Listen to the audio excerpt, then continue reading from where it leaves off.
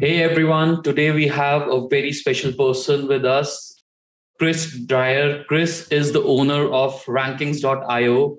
Chris is one of the smartest SEO persons I have known in my life. Although we were planning to meet in person, but because of Corona, it just couldn't happen. But here we are today talking over a candid discussion about how Chris has done what grown his agency and a lot of other things, his journey in life. Welcome to the show, Chris.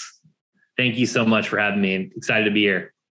So, Chris, I was going through everything you've done. It's been such an interesting journey. What I would like to know is, who was Chris as a child while growing up? Jeez, I was always very interested in anything. And I'm a contrarian person. My mom always says I'm a rebel. So if you tell me this is how something's supposed to be done, I would always look for an alternative way to do something. Even playing video games as a kid, like if everyone played one specific character, I would play a different character. I was always contrarian, even growing up in every aspect. Board games, it just doesn't matter. Competing, just a contrarian. I like to take a different point of view for every approach. Okay. And if I talk to one of your friends back from your school days, what would they tell me about you? My friends would say I'm super competitive. My dad has this saying, you only play the game to win. Games are zero sum, right? Games are status, right? Sports, everything. Yeah. So whenever I play anything, whether it's a poker or the agency life or a board game or anything, I'm looking at every single aspect of it to where I can gain an advantage on my opponent. and I'm really trying to win. It drives my wife nuts, but that's what I do. Okay, that's very interesting. But I'm sure you're enjoying the journey as much as well, right? Like, fine, the destination, the win is important, but absolutely, competing's fun. Having that challenge, something that challenges you. If it's not difficult, there's not that big reward. So it's always, I think you have to be uncomfortable in every aspect of your life or journey or business. And I think, when something is challenging to obtain, it is more, there's more gratification. Right. So, Chris, from a school teacher to a self-taught SEO affiliate marketer to running your own agency, that's like a very different progression from what you see for a normal person. Well, now, what exactly are the qualities in you which you think kind of pushed you to make those changes? Because these are not normal changes. Yeah. I just felt like when I went to school, I didn't know what path that I wanted to take. I knew that I wanted to honor my family and make them happy. And that's why I went to college and got a degree in education. I was very involved in sports in high school and have a great love for the game of basketball. So my original plan was to teach at a high school and then go up the ladder and then coach collegiately or professionally. That was my original goal. And got a job at a high school and was their JV basketball coach. And there was this day in, day out grind where I just didn't feel satisfied.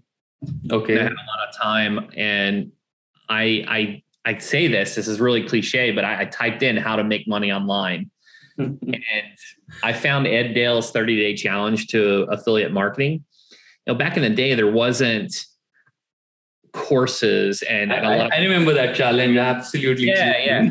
It's Warrior Forum, Keyword Academy, and a handful of individuals like on Yahoo groups back in the day.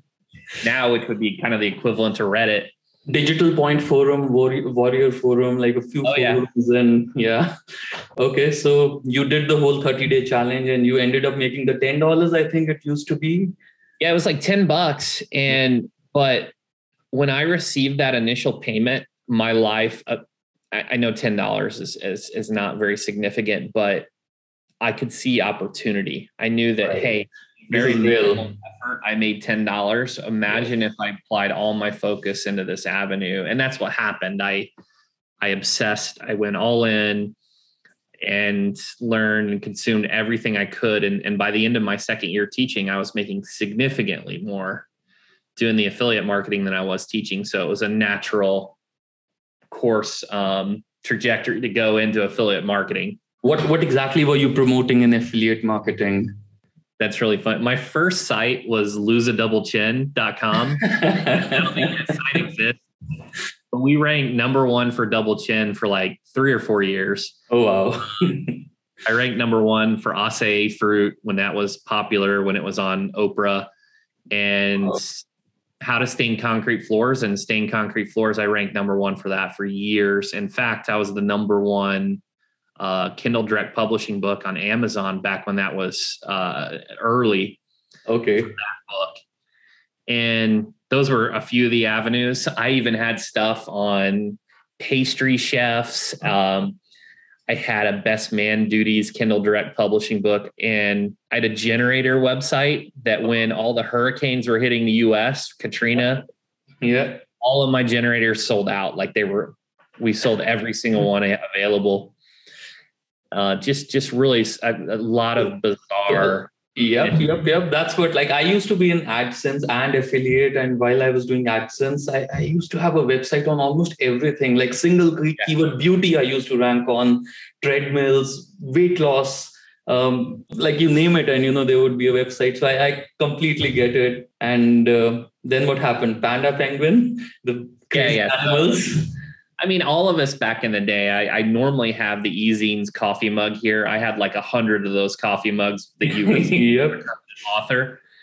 And that was a good outlet for link building. And they had the Build My Rank and the Keyword Academy links. And back then, and then once Penguin came in and smacked those around and penalized everyone for the unnatural links, my affiliate income went from, let's say $15,000 a month down to like $2,000 overnight. And I knew I wasn't doing things evergreen and there wasn't enough consumer value that the effort to take those out of the grave and to rebuild them was going to be pretty significant. Right. So that's how I got a gig at a digital marketing agency and kind of where I got my feet wet in the agency life. And that didn't like satisfy, like you were doing well at your agency. You were like the head of SEO. You reached that level. I rose to be their top guy, their top SEO specialist. I say SEO specialist, but I was literally doing everything, pay-per-click, literally anything digital that you can think of. And being honest and being transparent, I didn't think that they had the right business game plan. And I didn't think they were more sales oriented and less on the technical skill. And I just thought I could do better. I think that's a classic story of most technicians, most specialists think they can do better and they start their own business. And that's what I did. Okay. And that's when you launched attorneyrankings.org. attorneyrankings.org. And it's funny, I just had on Facebook, how you have those memories. It popped up. 7 years back.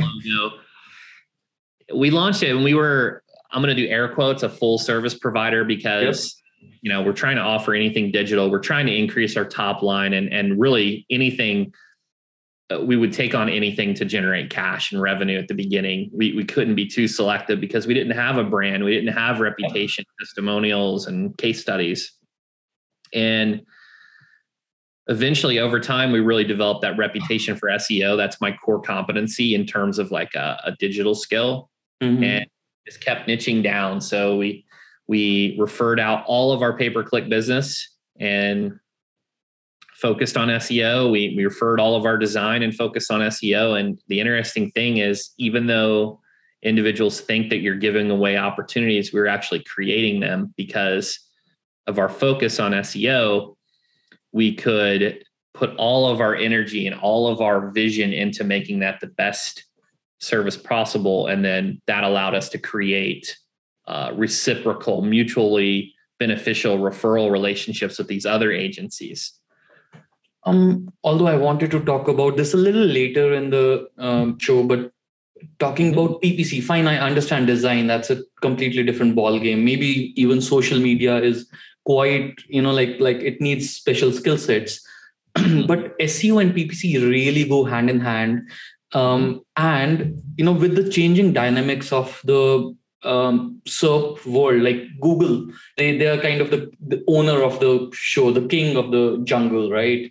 And they are reducing the space which an SEO listing has, like the share of voice of organic is getting reduced. Like if you look at 5 years before today and 10 years before today, what you could generate organically. So isn't and again the strategy, the keywords, the landing pages, the conversions, like there are a lot of commonalities between at least SEO and PPC.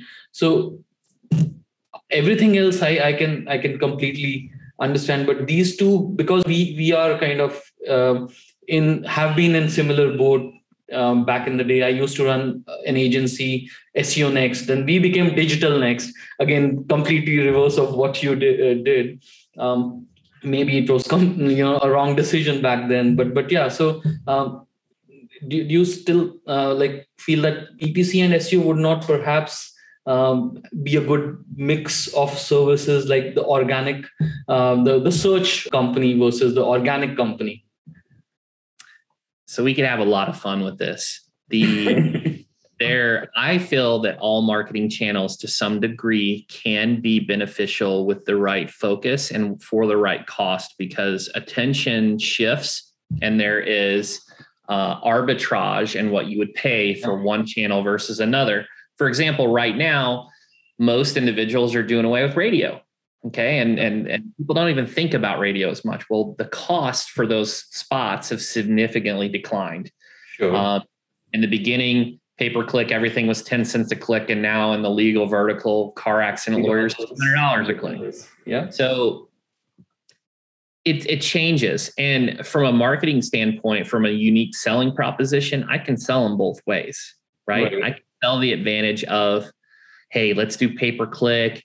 It takes time to rank your SEO. We can get immediate traffic, right? Or I can say, hey, you should do SEO versus PPC, because SEO, you're creating an asset that compounds over time and it's evergreen and permanent. So you can play it either way. And I've seen it a lot of different directions. Absolutely. But that kind of gets me to my, one of another question, which is making people understand that, okay, fine, it is intangible SEO. You will get results after maybe 6 months, 9 months, 12 months, depending on where you are right now, and a lot of other factors. People will need to have patience. Fine, and they're paying a decent amount of money, having patience for, say, 9 months before they see any actionable outcome. Then retaining those people after that, because once they get the outcome, will the outcome, they understand it's cumulative as well, it kind of adds up. But is there a point at which you felt that your clients are kind of saying, okay, now I've spent money for 2 years, I've kind of reached at a very good spot, and now I need to pause my SEO for some time and maybe hold that money for myself? Have you been in those kind of situations, or how do you handle that? That's a good question. And that can occur for some areas of the law that aren't saturated and aren't as competitive. For the personal injury space where we live and breathe, everybody in those top results, they're all using an SEO agency. So the moment that you stop generating new content, improving your website, you stop promoting and creating content for those linkable assets and the natural inbound link acquisition, the moment you start to fall behind. Sure. I also think Google likes the fresh signals to the site. Right. And so I don't know that you can become complacent in a very saturated niche. If it was trademark attorney and you're the only one in the city, or maybe there's a handful, you could build a nice gap, a nice moat to where you take that and invest elsewhere. The other thing that I like about SEO when we make this comparison. And again, I like all channels. Right. I like them all for marketing. Anytime you get attention and impressions to build the brand. The cool thing about SEO is, as you know, one landing page could rank for 2,000 keywords. So even though you rank number one for a particular phrase, doesn't mean you're going to rank number one for all of them. So there's a lot of opportunity even on a specific keyword segment, not to mention other parallel areas of the law. So under personal injury, you could do really well for PI, but maybe you're not ranking well for car accident or truck or motorcycle or slip and fall or what have you. And that's where opportunities can really be created from an SEO and content marketing standpoint. Sure. So because it is as competitive a niche, you are always racing against other people. And if you pause, those people will like go ahead and you'll fall back. Yeah. And it's actually a tactical strategy that we take, and we try to create gaps. We try to create these barriers of entry. Right. Everyone that's working with an SEO agency is going to pull up Ahrefs, SEMrush, Moz, or some competitive analysis tool. Yeah. And they're going to do a competitor backlink analysis to see where the gap is. So the real trick is, what are the links? What are the things that I can do that they can't replicate? Right. Okay. That's how you create a barrier of entry. Okay. So do you have a lot of owned assets in your business, which or places where you have control over, which no one else really can get control? Absolutely. Yeah, I can see the smile. So yes. Okay. Have those, even from a medium perspective, if you have a client that has a podcast and your competitors don't, you can get those audio-based links. There's a lot of opportunities there. If they create a white paper and turn it into a PDF, you can submit to PDF directories. If they have, an exceptional case that has a lot of media attention, they may be able to get those big news publications. Now, they're not always do follow links, but they're still great trust signals. Right. And all those things can be used as a competitive advantage. Okay, fair enough. So tell me something, like you have really scaled up an agency, that too in a single niche and selling SEO. Obviously, you've done that by increasing your prices to a level where you really feel that, okay, this is what I need. But what I want to understand and talk about is, how do you really price? Is it value-based pricing? Do you charge for your man hours, or what exactly do you tell the client that the outcome you'll deliver in X amount of time? How do you go about figuring that amount? What is the right price? Yeah, so you're absolutely dead on. We do value-based pricing, not entirely value. We do some. So there's input, output, and value. Input would be hours and capacity. Output would be units, which would be number of links, number of articles. And then there's value, like it's the value levers. What we do is we do a competitive diagnosis. We call it an SEO discovery because we're mirroring our audience. Our audience is legal. They do discoveries before they go to trial. Right. So SEO discovery. And I use all kinds of analogies here. Prescription without diagnosis is malpractice. Right. There is, imagine your car wasn't working properly and you took it to an auto shop, and before you got out of the car, they said it was going to be, $100,000 to fix your car. You'd think they're crazy. They didn't even look under the hood. Right. That's what we have to do. And every location doesn't matter, what the population is. It's what's the competitive landscape from an SEO perspective. Right. What's the gap? What's the target for links? What kind of content do we have to create? How many reviews do we have to acquire? All of those things go into pricing. And here's the kicker. You could have the exact same competitive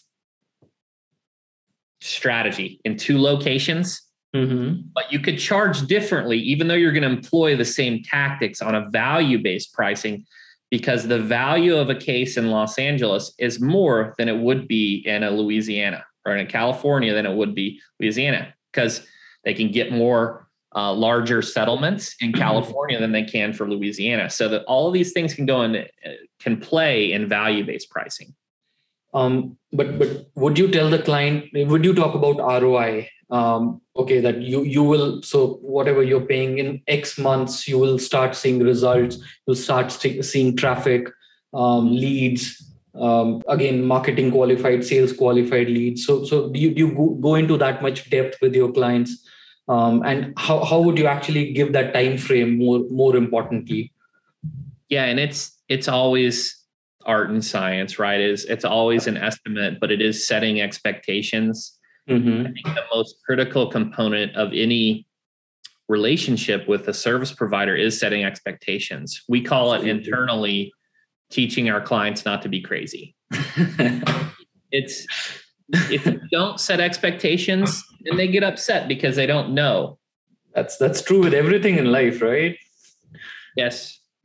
Okay. So you would set expectations of X months, and say I'm a client. I come to you, you do the diagnosis, charge me for the diagnosis. You tell me, okay, 9 months is what we expect. You start seeing results.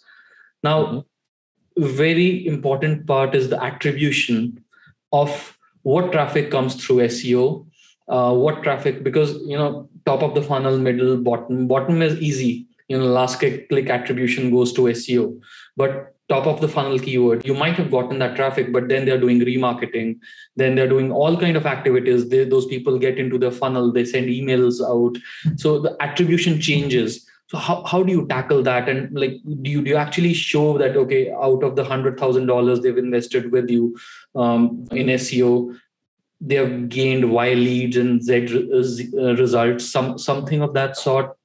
Because that's something which the industry is really facing problems with right now. Yeah, we do a couple of things. So in onboarding, our onboarding experience is really exceptional. You want to make that exceptional to counter buyer's remorse, to set those expectations, to really set the foundation. And we set up all the goal tracking. We set up call rail. Attribution is critical. We have those candid conversations with them, and that's the name of the game. You just got to be transparent. At the end of the day, they're looking for an ROI in any marketing endeavor that they choose. And I think a lot of agencies will try to fluff the numbers or, not be as transparent, but that's not a recipe for long-term success. True. There's warmth and competence. Mm-hmm. Warmth can be a nice person. They like working with you. And those are the, lying in a timely fashion, but you have to have competence too. Right. So if you have warmth and competence, it's a complete recipe. If you just have competence and no warmth, they're probably going to churn. If you just have warmth and no competence, they're going to churn. So you have to have both. Okay, fair enough. But end of the day, it is SEO. Not every estimate will go right. Like sometimes we estimate 9 months, it might end up being 12 months, 16 months. What strategy do you use at those moments? Like, do you just tell the client, be open with the client? Are you like, in terms of deliverables, are you very transparent with them in terms of what you're doing? We lay out a full summary of execution for everything that we do. Okay. And we have monthly consults. And look, we estimate, forecast improperly, but sometimes we have some early wins more quickly than we anticipated. Right. And that's just the name of the game. And anyone that guarantees a certain result it's very difficult to do that in SEO. Yeah. We've started, now that we have so much data, we've started to dip our toe in actually performance-based contracts for SEO. Oh, really? Wow. Yes. But it takes a very strong understanding of the industry and market you're in. Because, with pay-per-click, you can do those types of things. You get enough data, you can see what the cost per acquisition is, your CAC. But it's more difficult for SEO. So when you're doing performance-based in SEO, you're not owning the asset. So like, do you get a part of the revenue for entirety of the life of the company, or how? Because you'll put in all the hard work, they'll start ranking. What after 6 months or 12 months after that, they say, okay, that's it, we want to call it a day, and you've put in all the hard work. in trying to get them there?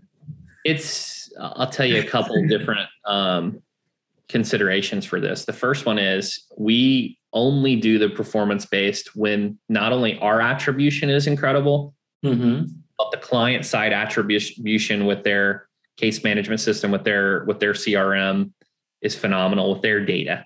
Sure. We feel confident and we can do, like a trailing 12 and we have consistent data. We are more able to put a dollar amount on the actual signed case, not the lead. So we do the signed case. Okay.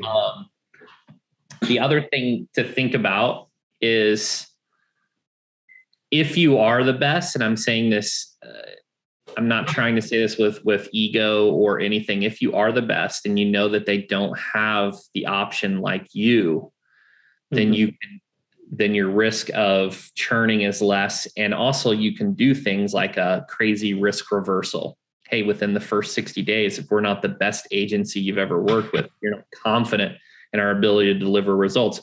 Not only will we refund your money, but we'll also pay for your next agency's first month. Right? Who's going to take that up? That's an insane guarantee. I know you follow Traction, and in the in Traction they have the unique proposition, your unique selling point kind of. So this, I don't think a lot of unique propositions can beat this. What you just said. It's tough because anyone that's going to take that up knows they're never going to work with us again, and if they believe that we're the best, yeah. Okay, fair enough, 100%. So you would still work on their asset, not yours, in terms of getting results. Okay.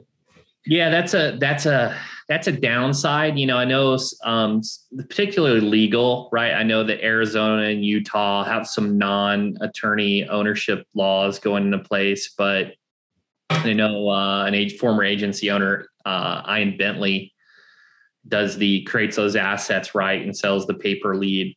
That is the downside. But if you're comfortable with the relationship, if you've worked with them for a few years, then we do honor those, because it's a mutually beneficial thing. It's a win-win. If we generate them significantly more pieces, they're happy and they're happy to pay more. Okay, fair enough. Let's talk a little about scale. You are one of the few people running an SEO only agency in a single niche. You've been able to scale up to almost 8-figure revenue numbers. What has actually led to that scale? How have you built your systems and processes in your teams? And like, if we can maybe talk about the structure of your teams and how exactly things flow. So there's a lot to that in terms of productizing. When people think of productization, they think of like delivery and just processing things that make it repeatable. But the other thing that you're doing is you're improving profitability by eliminating waste. Waste is when you create things that aren't repeatable.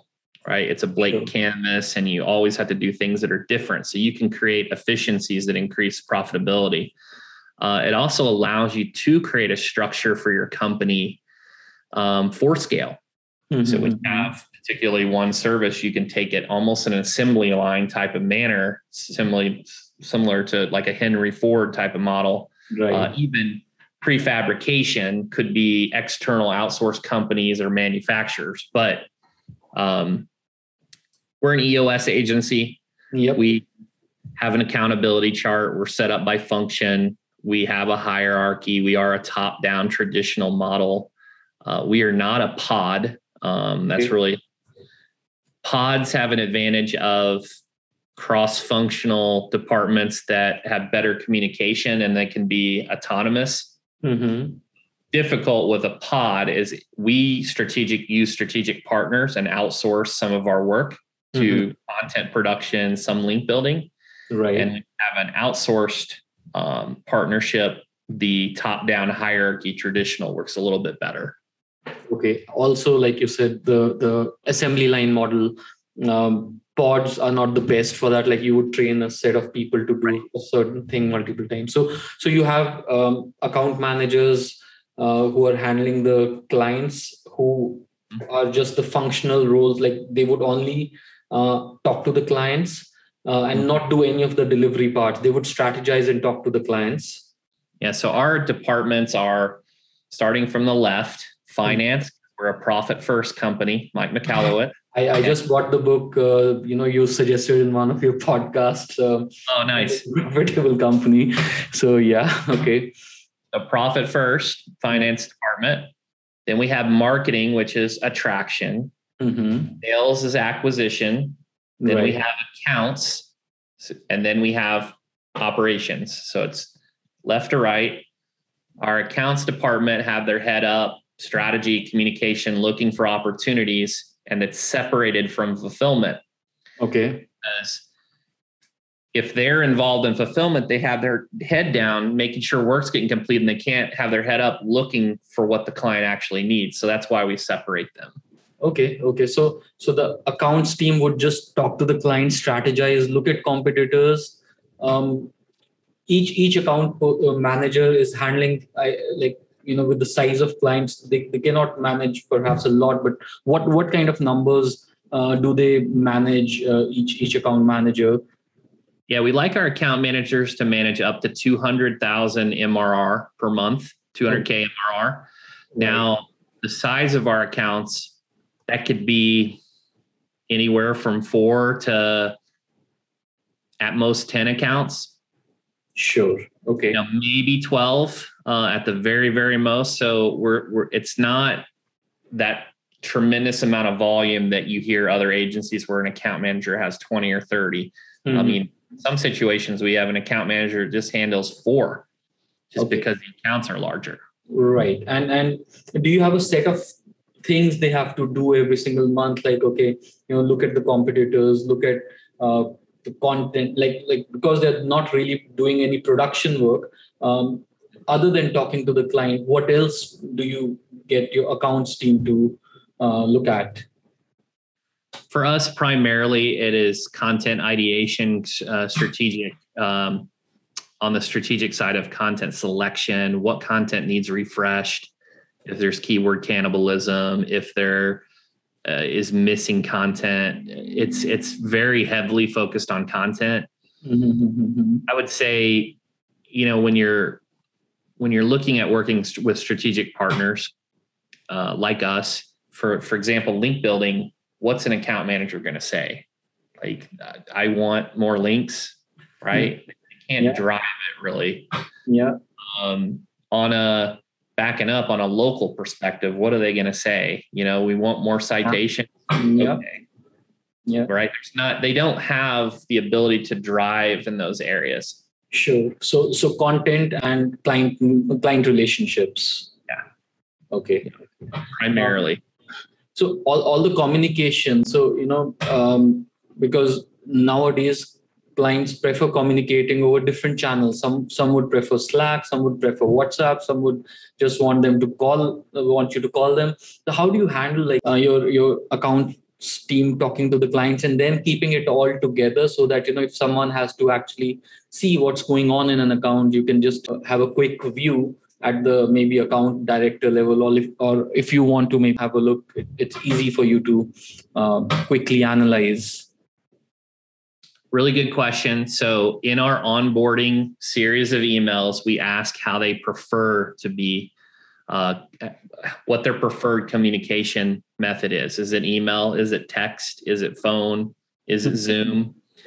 So we try to identify that, but we also try to establish in the onboarding a regular meeting cadence. Sure. Critical. Yep. What day of the month can you commit 30 minutes to an hour? Sure. And anticipate it and plan it. It's not this ad hoc situation where you're scrambling trying to figure out a date that works for each other. It's in the calendar. And we use Loom videos a lot to, we try to keep our emails more condensed. If they're too long, nobody wants to read a long email. Absolutely. Pick up the phone, jump on Zoom. Some situations we have them in Slack for if the client uses Slack, we'll do a huddle. But for the most part, it's Zoom and phone. Okay. Is retention ever been an issue for you, like retaining clients? No, even in COVID last year in 2020, we had a couple pause, but they came back.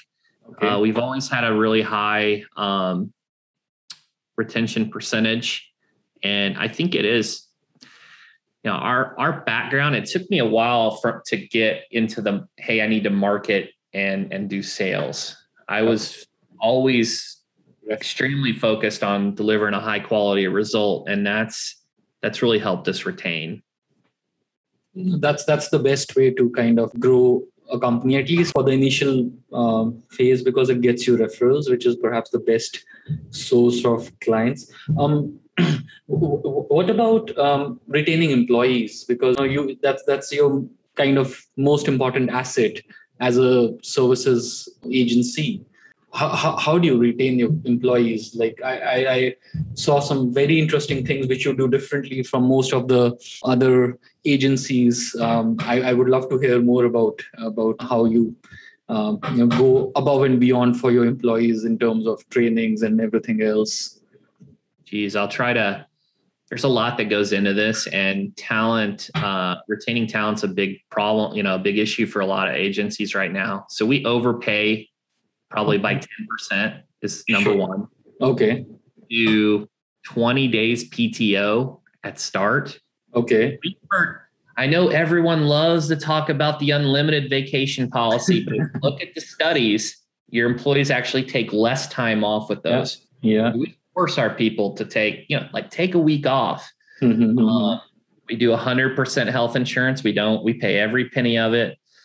We got the IRAs and things like that, but we do an all hands meeting every month. Okay. That's we're a remote company. We have a kudos Slack channel. Okay. Specific channel to kudos an individual based upon something that they did well or helpful.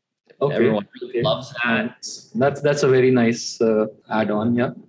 It's we reimburse certifications courses. We provide coaching. We have them do a bucket list and try to help them fulfill their bucket list. Okay. And I think the most important thing out of all this, though, is a culture built on radical transparency. So we discuss everything that we're doing in the business and trying to accomplish. Okay, nice. That's great, because that is, I think, one thing which really collects everyone together as a company. They can see the vision. Again, following traction, I'm sure would help, have kind of enabled you to go in that direction as well. Okay, that's great, Chris. Tell me something. You said challenges in life. That's what motivates you. Now, you faced the challenge of, affiliate marketing or making more money early on. You achieved it. Fine. Penguin came. What would have happened if Penguin never came? And do you think you would still be an affiliate, kick-ass affiliate marketeer? Probably. I probably would have. Geez, I just had so much freedom and there were so many opportunities. I'm glad kind of the trajectory I went on. It's also, I had a really interesting poker career too. And it's yes, I was going to talk about that as well. I think all these experiences allow you to grow as a human and allow you to see opportunities that you didn't know existed. And that's where books come into, is raising those ceilings to see opportunities. But I'm not really sure. And what's next? Are you going to scale up from 8 to 9 figures, or are you planning to sell, thinking of something else, or I'm not planning to sell. I am trying to build something spectacular. We want to be known as the SEO agency of choice. We want us to have just our name resonate and ring out when it comes to reputation. What's next? It's funny. I told my president, Stephen Willie, I was like, I think this year has been too easy. And I was like, that's what I was going towards, because you said you like challenges. And I told him, and I said, here's what we're going to do. In January 10th, we are launching 4 websites, and we're doing this giant campaign launch because it's, I'm trying to think of the word it is that I'm looking for. Basically, it allows you to focus, right? When you have this big challenge and all this huge endeavor, everyone has to get on the same page, and it forces you to focus instead of like launching one side at a time. When it's a big challenge, so it creates momentum and excitement. Big, hairy, BHAG in the traction. Like that's exactly what we have on the Trello board. It's BHAG, that big, hairy, audacious goal. That's what we're doing. Okay. So 4 websites related to like for some of your clients or like your own websites. So I've got a personal website launching. I've got a website launching for a podcast. We're launching a second podcast with its own website. Oh, nice. Her coming out in January as well. We got a new rankings website with some really amazing creative, a whole new style rebrand. And then we're actually doing a 5th little launch that centers around a 3rd podcast. So we're doing the podcast has been a great outlet for us. So doubling down on the podcasts. Huh? What are the 2 new podcasts going to be about? So the current one I have is PIM. It's Personal Injury Mastermind. And the second one is Law Her. And it's going to be focused on the female attorneys and female entrepreneurs. Nice. And then the 3rd one is just going to be law firm SEO. We wanted an outlet for specific legal SEO tactics and that relates to rankings. So we'll have those 3. We're going to create a podcast network and use that on Megaphone. Okay. So from 10 to 100 million, like if that's your next target, do you think that's still achievable with PI, or do you think you'll have to niche out or add services? That's a great question. We're actually gonna break out from PI. We're gonna do all legal SEO. Sure. And we had that tough decision. Did we want to stay with PI and add additional services, or do we want to stick with our core competency SEO? And that's what we're going to do. It's going to come down to a larger focus on sales and front end marketing and building a brand. And I feel very confident in our lead generation strategies that we can do that. Okay. SEO is so heavily controlled by one company in the world, Google. Doubling down on SEO, and again, it's not that we are doing anything wrong, you're doing anything wrong. We might be going by the book, but the problem is the book can get changed tomorrow, which is not in our control. So is that something which kind of sometimes makes you think that was like going horizontal versus doubling down on SEO? Because see, we have a software, we have agency, we have really doubled down on SEO, but I kind of keep on thinking about this. That is SEO going to be what it is? Is it going to change drastically? Yeah, and I think it definitely will change, right? With saturation, doesn't matter if it's Google on Apple, right? There needs to be search engine optimization for your podcast to be discovered. Same for YouTube SEO. So it may change in its iteration. What if the government comes and breaks Google up and there's multiple search engines? Yeah. That's opportunity. Google also just released the indented listings, right? They had the passage, those passage rankings. Now they're doing these indented. So I think there's a lot of opportunity. When we looked at the decision, we kind of thought of it in 2 ways. One way, we have relationship equity, right? That flywheel relationship equity in PI, moving other services. Or we have our productized service, know how to make money, know how to deliver, and reputation to do the other areas of the law. And we felt that it was actually more risky to just stick with PI because we felt that SEO is more secure from a service perspective than maybe an area of the law perspective. So we're actually, I guess, hedging by going into other areas of the law. Our initial hedge. Now, I also, as an entrepreneur, I am heavy in investing. So I'm big into real estate and there's other streams of income from assets. So there's a hedge there too. Do you do virtual real estate as well, because that's your expertise? Yes. Okay, Yeah. great. What's your life goal? What is 10, 20, 30 years, or just it doesn't really need to be any time bound goal, like, but do you have any goal which you think about sometimes? Okay, this is what I need to achieve in life. Yeah, being transparent, my biggest depression is around my health and weight, right? So I'm really trying to put more energy and focus there. I'm looking at 75 hard and just some other things to get more focus there. My goal is to leave a legacy and to be a good husband and father, and that's my main goal. Yeah. Okay, awesome, Chris. Let's have a quick rapid fire if you're up for it. Okay. Describe yourself in 3 words. Very competitive person. Okay. What have you done in life which you're most proud of? I think building the business, I'm so proud of what we've been able to achieve. That's an exclusion here. Sorry. Yeah, an exclusion. I think staying close to the family. I have a really great relationship with my family, and I think that's something I'm really proud about. Awesome. What's your favorite hobby? I love college basketball. I love Star Wars. Those are a couple of the 2 hobbies. Do you still play basketball? A little bit casually. I used to play for many, many years, but I haven't recently. Okay. What's your favorite book? Oh my gosh, this is loaded. Yeah, but one, that's the. Well, give me a genre. A business book. Okay, let's talk business, because a lot of people listening to this would be business people. Gosh, this is like painful to give you one. I'm sure. I really like 12 Pillars by Jim Rohn. Yeah, that's an amazing book. Read it in a day. It just always makes me feel good every time I read it.